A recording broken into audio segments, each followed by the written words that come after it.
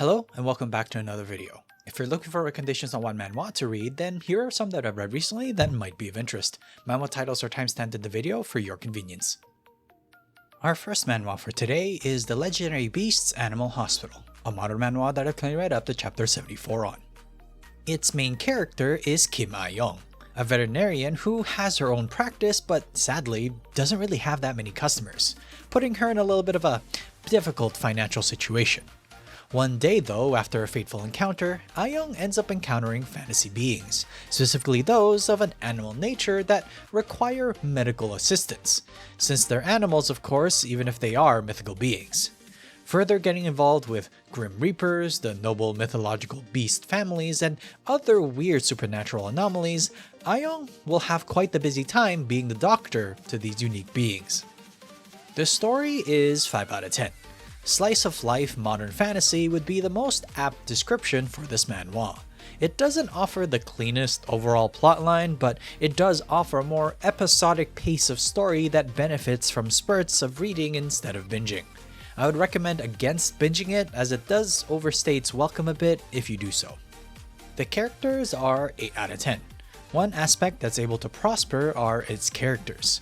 These fantastical beings are such amusing and entertaining that they cause Ah-young to have quite the difficult time acclimating to their needs.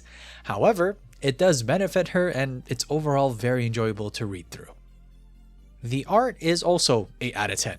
Due to its modern fantasy trope and delving into the supernatural quite a bit, we get to see some of the more Korean-specific mythos when it comes to their mythological beings, beliefs, and other particulars of fantasy, which are all showcased very well.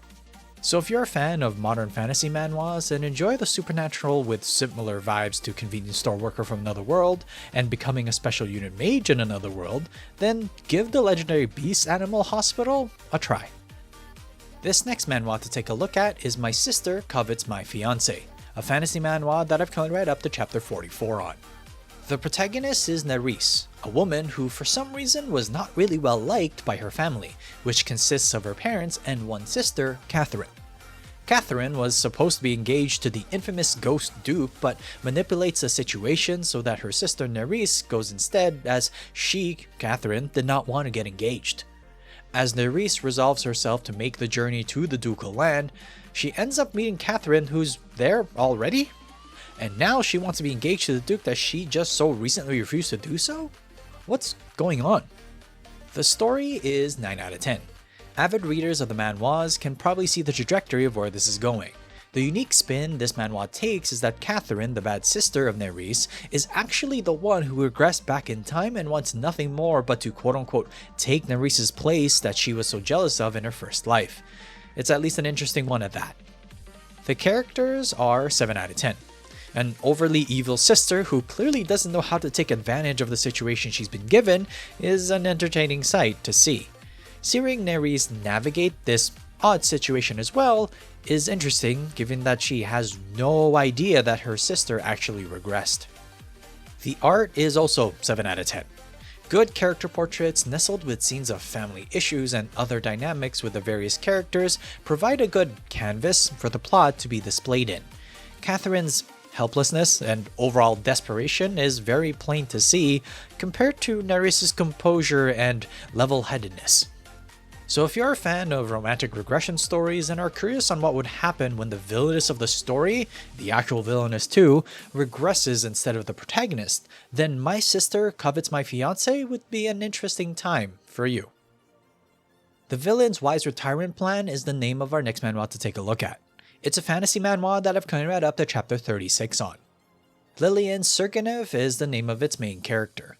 A daughter of the Sergenev household who has quite the attitude, she recollects memories from her previous life after falling from a tree. After this recollection, she realizes that she's now in the world of a game, where her own fate is to be utilized as a generator of mana stones, a magical fuel used in this world. Now looking for survival, Lillian will have to use all of the knowledge that she has of this world, her talent of magic engineering, and the various potential relationships with both friends and other acquaintances to have a shot at not being swept up by the original plot of the game. The story is 7 out of 10. Trying to survive in a fantasy game world is a normal premise for avid manhwa readers, and so far from its initial setup and pacing, we're most likely to see the typical plot points from the genre mixed with some villainous tropes most likely. The characters are 8 out of 10. One aspect about Lillian that I've slowly started to enjoy more and more as I've read is her research freak utilization of a character point. It's now started to both benefit herself, but also those around her. The art is also 8 out of 10. This score is more of a potential rather than the current showing, as since Lillian is a magic engineering researcher, the amount of devices, quality of life improvements, and other tools that she could invent or create in the future are massive. Their displays are some of my favorite moments so far. So if you're a fan of fantasy villainous manhwas but wanted a main character who's more of an engineer rather than the typical female character portrayal, then the villain's wise retirement plan could be a good fit for you. Our shorter story for this week is I Will Raise This Family, a modern manhwa that I've currently read up to chapter 27 on. The focus of this story is on Jeon Sung-guk, a chaebol heir that had everything in life and was actually about to inherit the conglomerate but suddenly perished one day due to seemingly a heart attack. Waking up, he finds himself in a more difficult financial household that wakes up his instincts to try and ensure his family is prosperous. From his past experience as an impeccable public image chaebol, he utilizes all the skills available to him to try to be the cash cow of the family through child acting. Of course, this will come with it, but his true goal in life is to get back to where he was, at the head of a conglomerate. Acting comes first though. The potential is 8 out of 10. Reincarnating as a person with the same name in the same timeline is a nice initial spin on things. It's clear right away that his previous identity no longer exists at all, but aspects of his previous life creeps in little by little. The art is also 8 out of 10. From commercials to the eventual other acting gigs that will come Sung-guk's way, the pure joy and other emotions that he evokes while learning actual familial love with his newfound family are a good overall showing for this at least initial acting manhwa. So if you're a fan of reading newer manhwas and wanted more of the acting genre similar to a superstar from birth from my previous videos without so much of the fantasy portion of that manhwa, then I Will Raise This Family would be worth giving a shot. Another week, another highlight. For those unaware, this is the section of the video I update impressions for manhwa that I've previously covered. Today's highlight is A Flame Reborn, which I've now read up to chapter 81 on. Info card description will have links to my original opinion. Logan McLean, our main character and resident regressionee, has utilized a lot of his first life knowledge for the benefit of his family, land, and its peoples. From acquiring personal strength, recruiting surprising allies and forging lasting bonds, to using events from his first life to completely upend the local power struggle ongoing in his particular region of the kingdom, Logan has already done so much. But he has so much more to do to ensure both he and his family survive the culmination of events that transpired from his first life. But wait, maybe he can influence the civil war that's ongoing even more than what he's doing now. Will he take that leap of faith though? My previous scores for this manhwa were 8 out of 10 for story and 7 out of 10 for art and characters.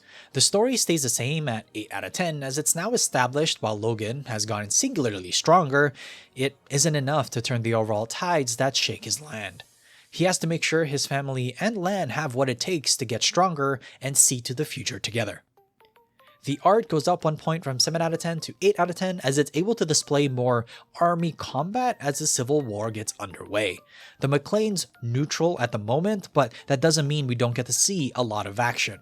The characters also move up 1 point to 8 out of 10 as at the same time Logan is getting attached to the family that he once lost, we are as well.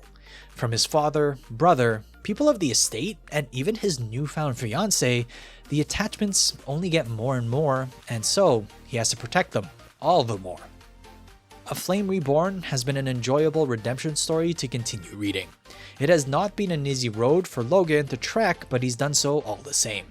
He has utilized as much as he can to get ahead, but even that may not prove to be enough. Fans of action regression manhwas with a twist of politics will get a kick out of this manhwa. Would you agree, or would you not? Comment down below your thoughts on A Flame Reborn. And that wraps up this week's episode. Please like and subscribe if you enjoy the content, and write down in the comment section down below what manhwa you've been reading, and I might just take a look. Till next time though, Have a good read.